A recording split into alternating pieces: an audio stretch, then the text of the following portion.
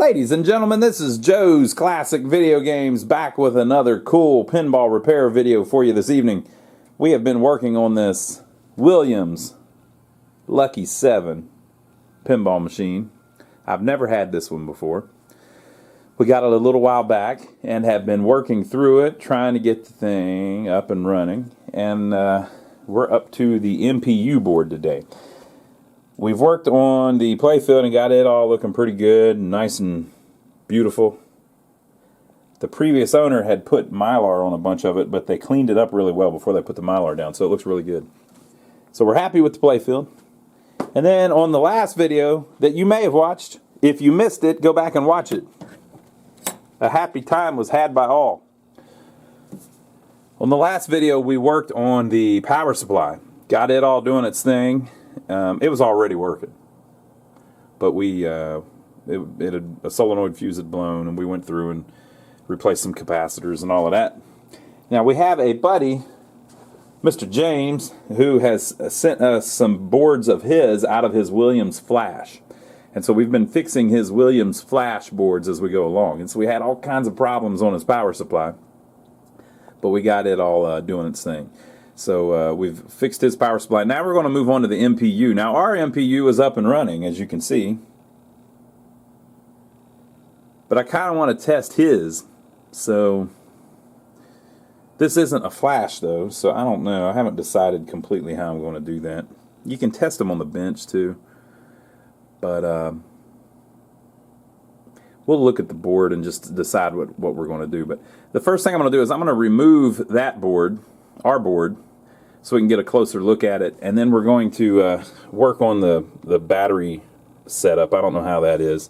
I don't know if those batteries have started leaking or not, but someone has mounted a remote battery holder so that the batteries aren't on the board, so that's good. But so I'm going to pull that out, and we'll look at his board and our board and just see what they need, what needs done to them, and how we can maybe test his in the wrong machine. But on these, on a Williams, they have two boards over here that kind of work together. So there's the MPU, and then this is the driver board. The driver board is attached to the MPU with a 40-pin connector there. And if your driver board isn't working, the MPU won't work. So the driver board has to be hooked up and running because the MPU talks to these PIA chips here. 6821 PIA chips, peripheral interface adapter chips. So yeah, that's that. Maybe I'll think a little bit about the best way to test his, but let me pull ours out and we'll look at it and we'll see what all he sent us as well. All right, so here's our driver board. I put a tag on the back so we wouldn't get it confused, and James sent us a couple of his as well. I'm trying not to bang these around too much. They're very prickly. So here's his.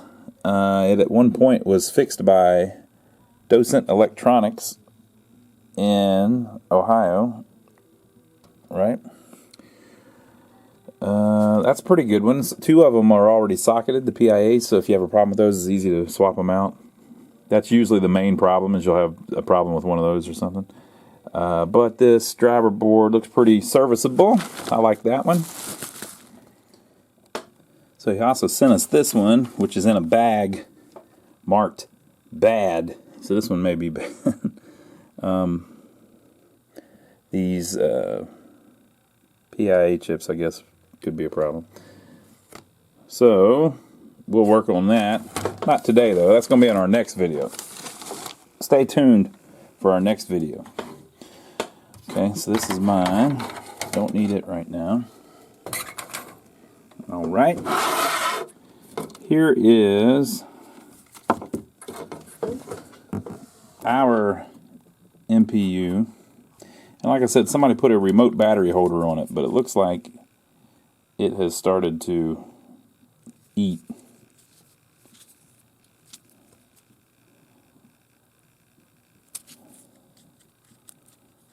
I don't know what, I can't feel any corrosion. I'll have to take it all apart and see what's going on there. But it has started to eat, but it didn't eat on the board, so that's good. So this board is completely working. So what are we going to do with a completely working board? Well, we're going to do a little preventative maintenance stuff, basically. We're trying to get it where the thing is very reliable, so we can sell it and not have to worry about it breaking on somebody. So one of the things I want to do is resolder all of the pins on the connectors around the edge of the board. Fairly common stuff you do, right? A lot of people replace the power connector. I haven't usually seen that that's something that you absolutely have to do, but a lot of people choose to do that.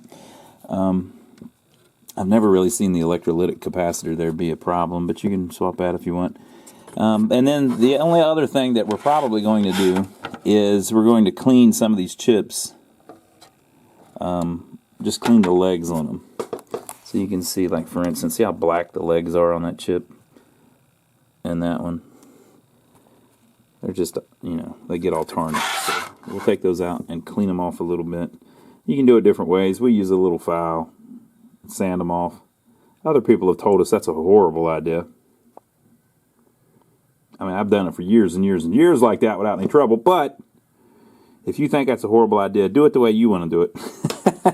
But that's what we do. So these things are fairly reliable if the battery doesn't eat them up. I don't know if I have the stuff to make this one run without a battery. Let's see, what are those?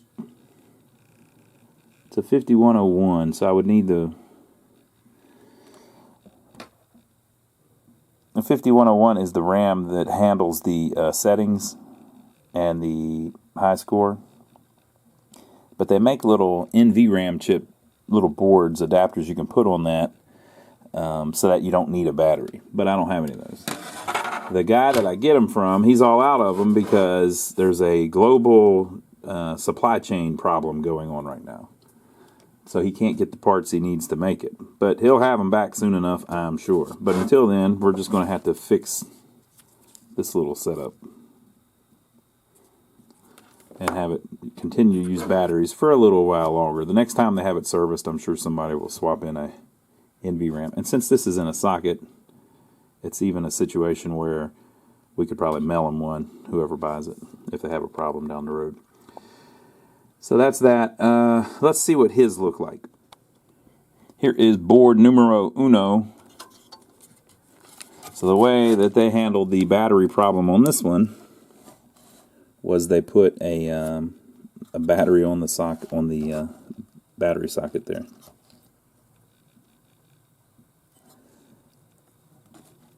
Now I don't know. It's a lithium. Okay, cool.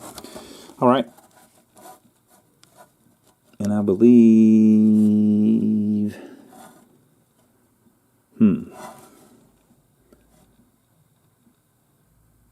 was thinking, is that supposed to be recharged? I don't believe it is. I think they're good.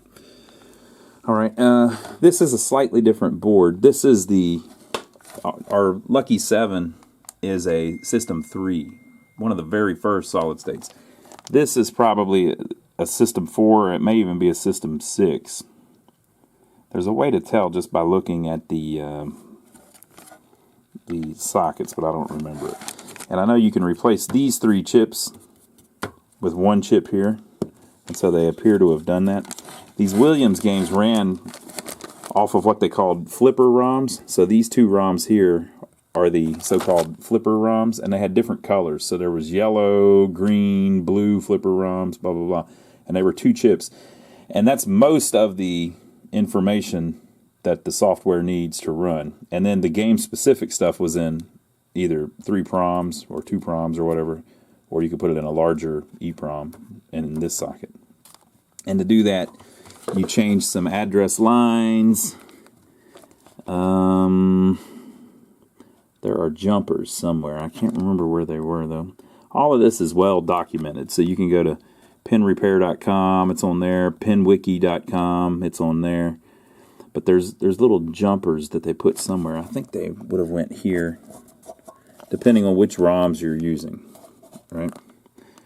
So if we have an issue where this board won't work, we'll check that. His power supply was completely screwed up, so there's no way the game would have ever worked with a power supply like that. There was no 5 coming out of it. So this board may well work fine, and his problem was all in the power supply. But we'll do the same with it. We'll resolder the connectors, and we'll clean the legs of the chips, right? So on his 5101 chip is right here, right? And we'll see if this battery still has a good bit of juice left in it, or if it needs some help. Oh no, people, look what happened. The sticker fell off the EEPROM window, and here we are near a light. Oh no. Can't have that. People have been giving me all kinds of hell lately, because I'll do videos and there'll be a random EEPROM with no sticker over the window. So if you haven't worked on a lot of these and you don't know what that is, basically this is an EEPROM. This is a PROM, which means programmable read-only memory. This is an EEPROM, which means erasable programmable read-only memory. So since it has this little window in it, you can shine a UV light really bright in there for a while, and it will erase this chip. So the theory is, if the chip is in a cabinet without a label over it, that the light, just the ambient light that shines in it will erase the chip, or make it forget one little bit or something. And so it's good practice to have a sticker over it. That way light can't shine in it. And that's all good. And that's all true. Right? But in practical use, it never happens like that. We never get one of those that's been erased. Ever.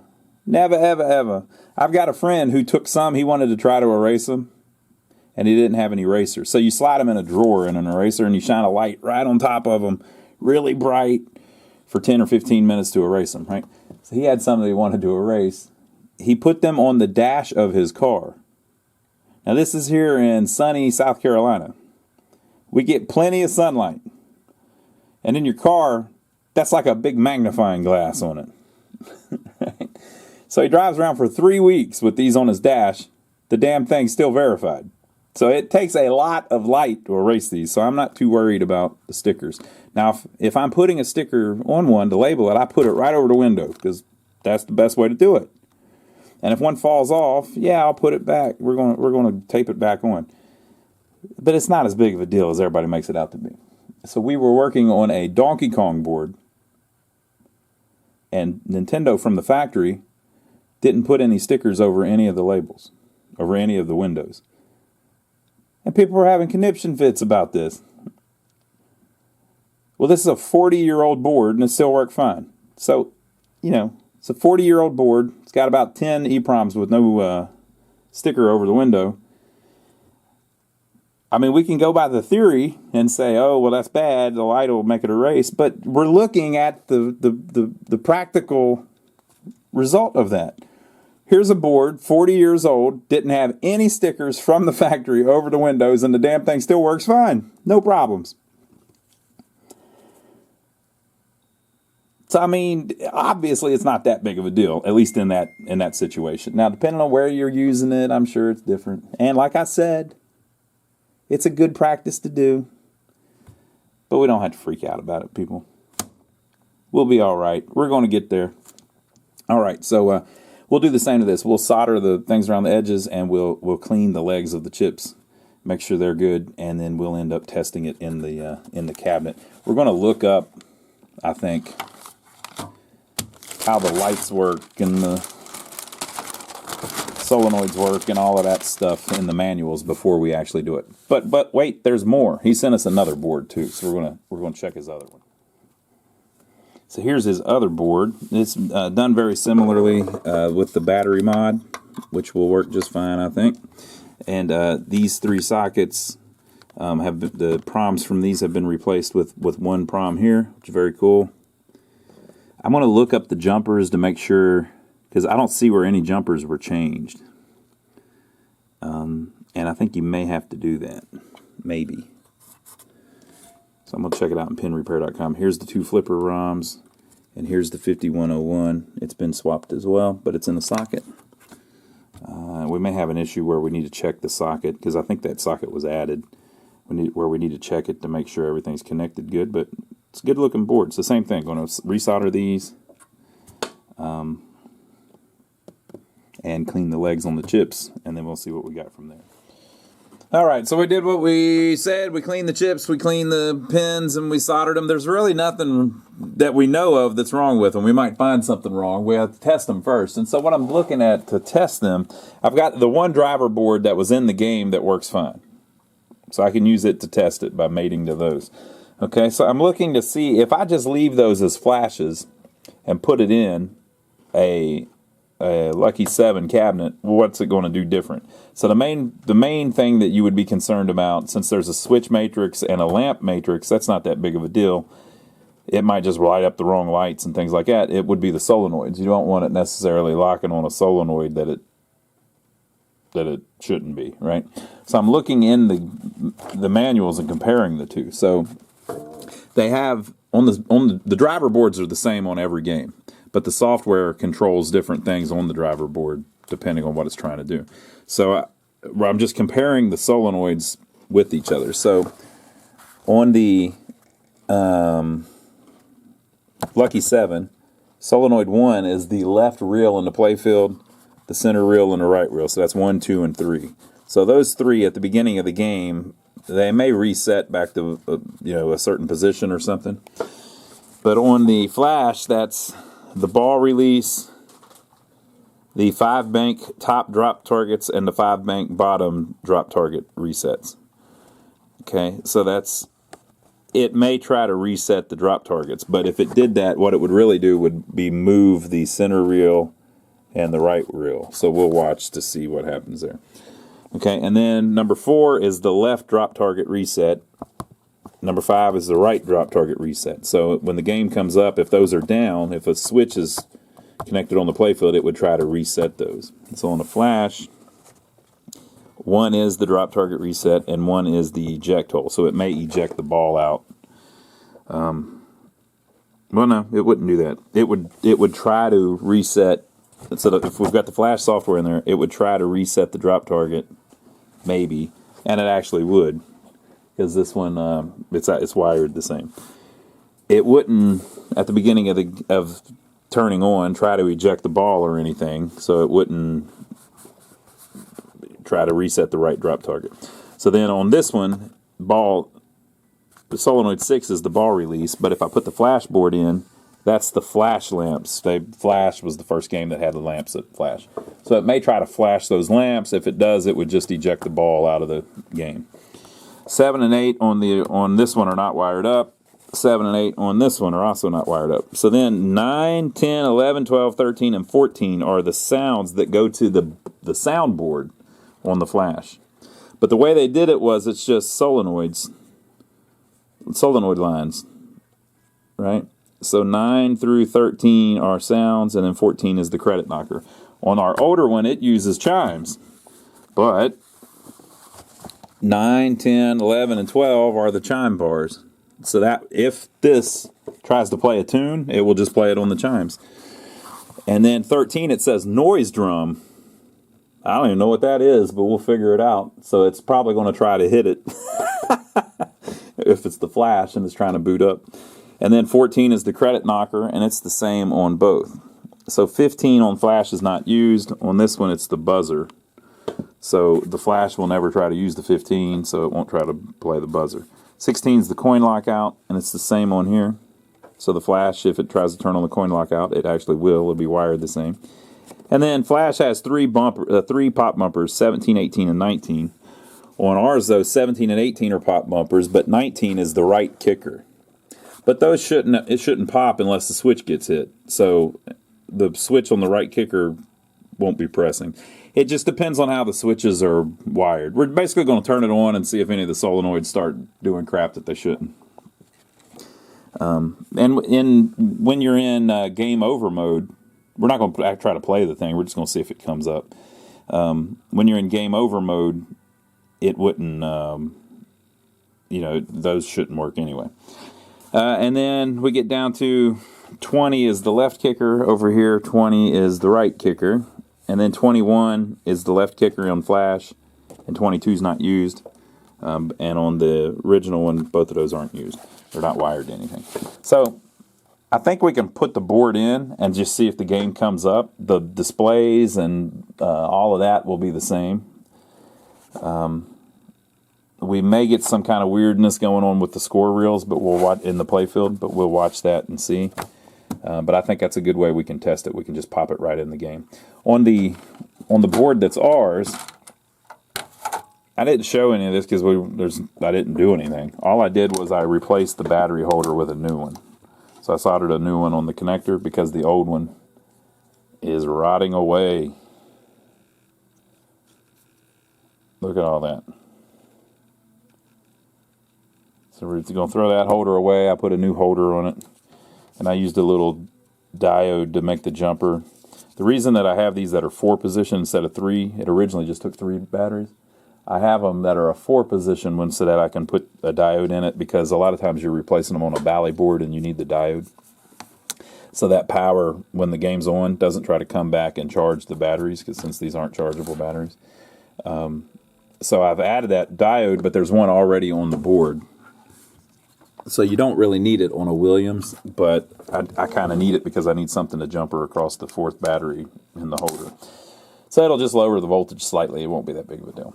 But I think we're about ready. So we're going to test one of these flash boards by mating it to our driver board and turning it on, and we'll see if the game comes up. Now, if this board's messed up, it could lock on solenoids and lamps and everything else. So we're going to be very careful whenever we do it. But we'll see what we run into. If either one of them will even boot. Okay, so we've mounted it up in there, and we put the driver board on it. I left all of the connectors off, so basically these are the switches, they're disconnected. These are the lights, they're disconnected, and these are the solenoid. I think these are the solenoids, they're disconnected. So I did connect these, which are the displays. So we're going to try to boot it up and just see if we get the displays first, and then we'll add some of the other stuff in once we get a good idea of if it's doing anything or not. So what is the risk of this? It probably might be able to mess up the driver board. The displays are actually the worst thing to mess up. You don't want to mess those up, but you kind of need them for the diagnostic to tell if the thing is actually up. Since all of the high voltage is actually here on the master display board though, so there's no chance that it's going to short the 100 or the negative 100 that it uses to power the displays here on the board, so you don't really have to worry about that. So I don't think it's a huge risk. But you have to have this driver board attached because the CPU talks to these PIAs, all 4 of them. So without these attached, it won't boot. So this is the PIA that runs the switches. This is the PIA that runs the lamps, and this is the one that runs the solenoids. So we've got it plugged in. We're going to try turning it on and see if we get anything like we had with the other board. Okay, so you saw it lit, then they both lit, and it went out.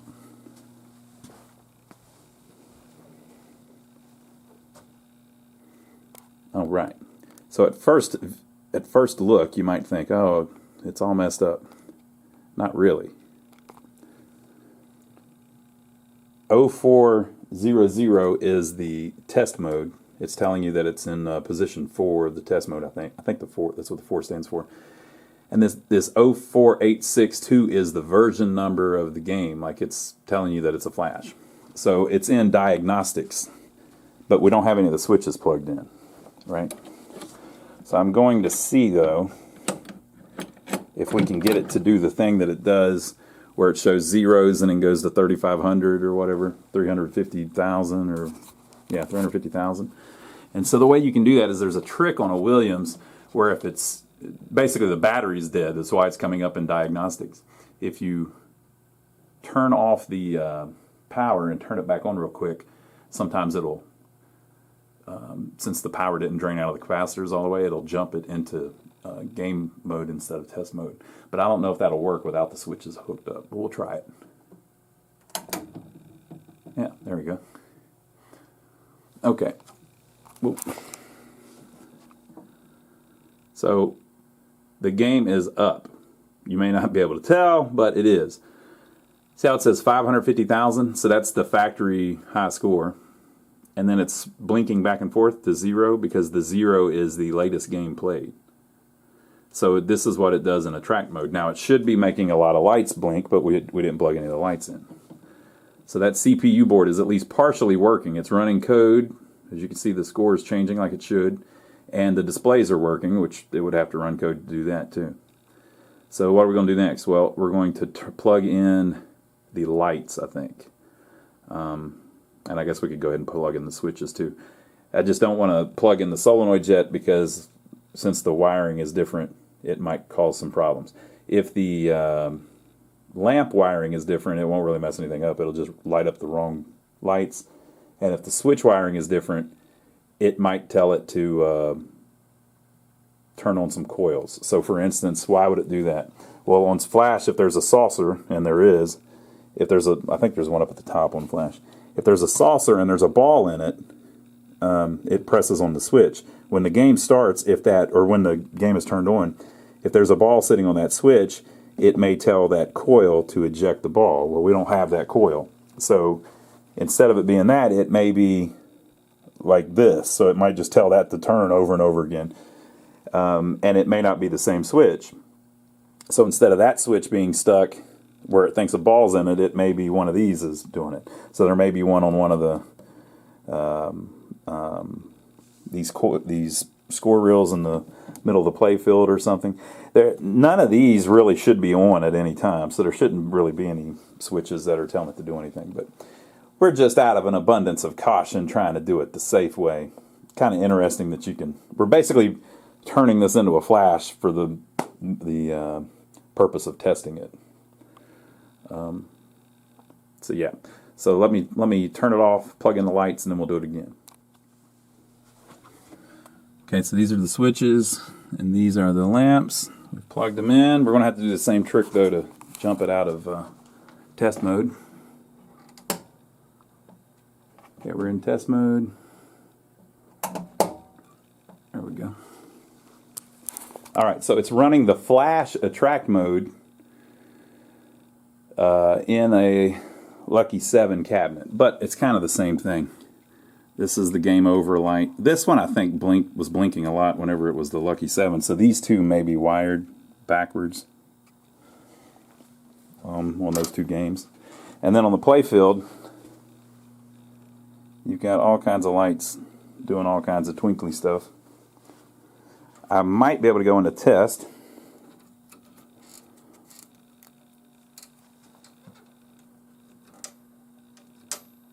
That's the settings, I believe.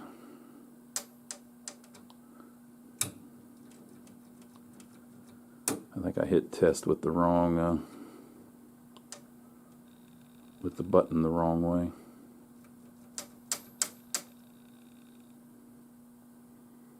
Can't ever remember.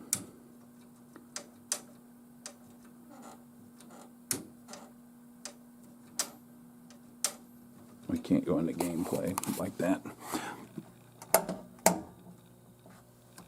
Okay, now how did I have it? Maybe I gotta have it down. Yep, that's it.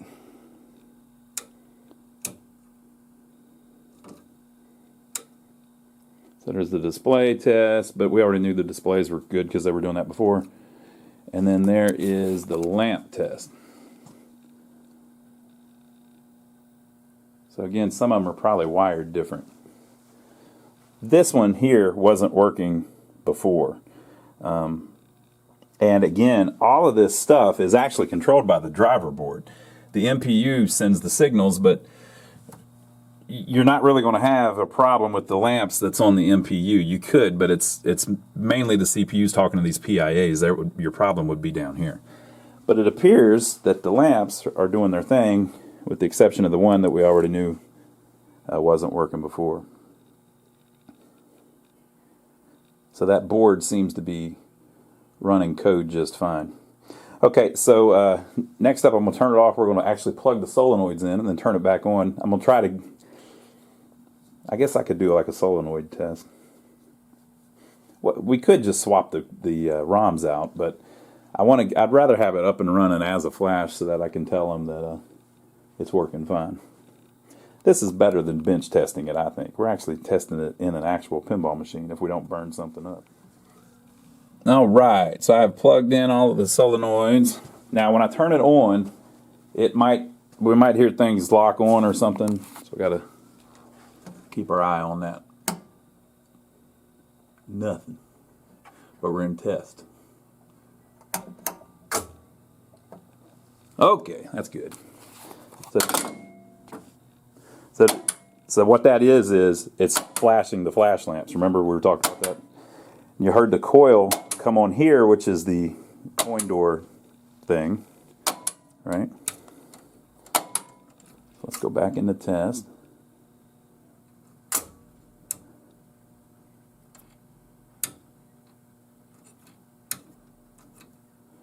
Okay. Yeah, so why did it kick that out? It's because when flash runs its attract mode, there are two lamps here that flash that are ran by the solenoids, and it tried to do that. So, but on this, it's wired to the ball eject. It's just a different wiring. So we're going to go into the solenoid test, and it might do all kinds of crazy crap. But they all work.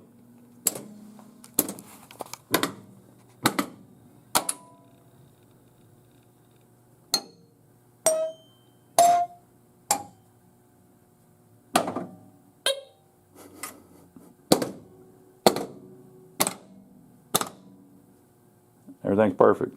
No problems. So it's just going through and testing off the solenoids by just pulsing them, right?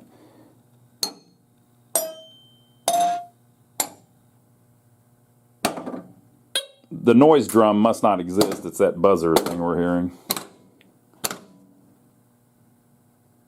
And when you hear a couple things not do anything, it's because the game's just wired where some of the solenoids don't do anything.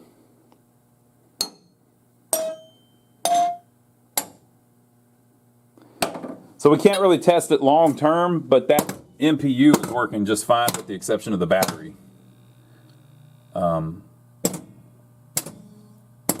So other than that, it seems like it's cool.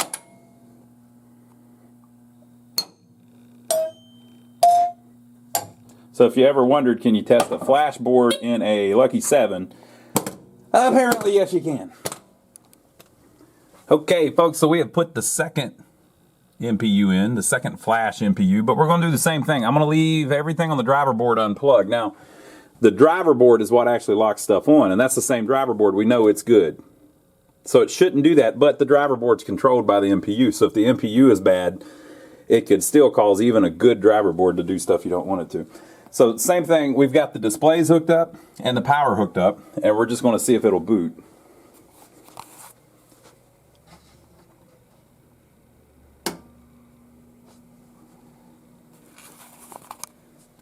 I like that. Looked decent.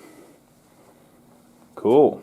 Now this one booted right into a track, and the reason for that is because I replaced the battery on it. There was this little lithium battery mod he's got. I actually had the same exact type of batteries, so I just swapped them. I need to look that up though to see if that's a good idea. I don't know if those will last as long.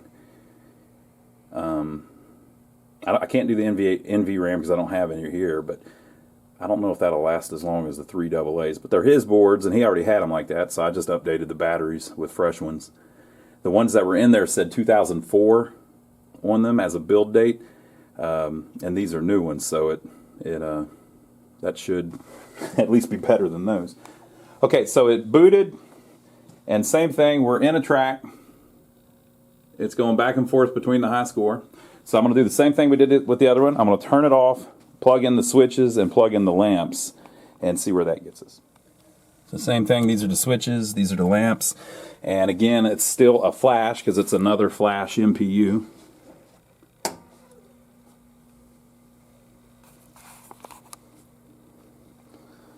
So same thing we had before.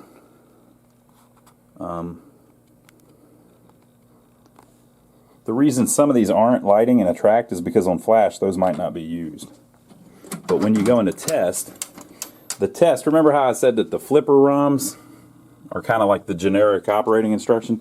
The test is in the flipper ROM. So whenever you go into test, if I can remember which way to do it again, whenever it tests the lamps, it doesn't just test the ones that work in flash, it just tests everything. So if anything's hooked up, it'll work.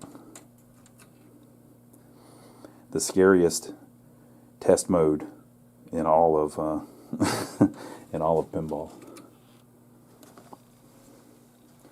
So we're in the display test. We've got the thing down, so if I put it up. Now, by the way, the displays are ran by the MPU. So if you have display issues on a known working set of displays, it could be the MPU. Okay, so we'll see if we can go up to, yeah, there's the lamps.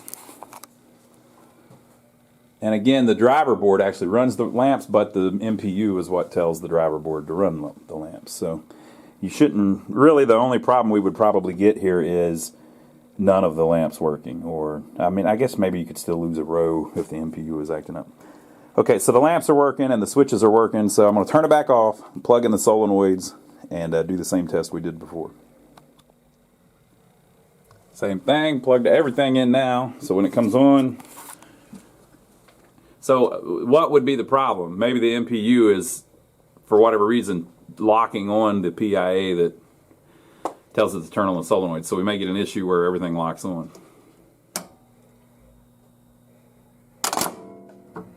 Okay, we're good. So again, it's doing that because we're running flash ROMs. So it's trying to flash the lights, the flashlights in the playfield on a flash, but they're not on this game. That solenoid is actually the ball release on this game. Okay. So we'll go through solenoid test, that's display test, lamp test.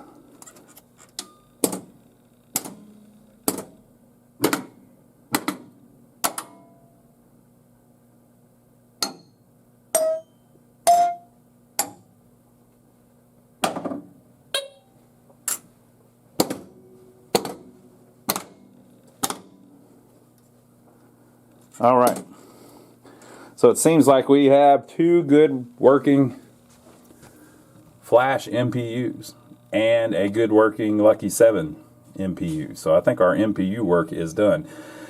Now you still might end up with the problem where it fails after a while. So maybe it's on for an hour and stops working. That could be, you know, a socket problem or whatever. And on these, the Scan B sockets are particularly not good. So if you end up with it being flaky where it doesn't last, works for a little while and turns off, you might have a bad socket on the processor or one of the ROMs. But can't fix what ain't broke, people. So those are working and everything is cool. Since we didn't test them before we started working on them, we don't know if resoldering the connectors helped or if cleaning the chips helped. So it could have been that we fixed a minor issue that was there or something like that. But I think we've got them up and running now. So next time we will do driver boards. And boy, we got plenty of them.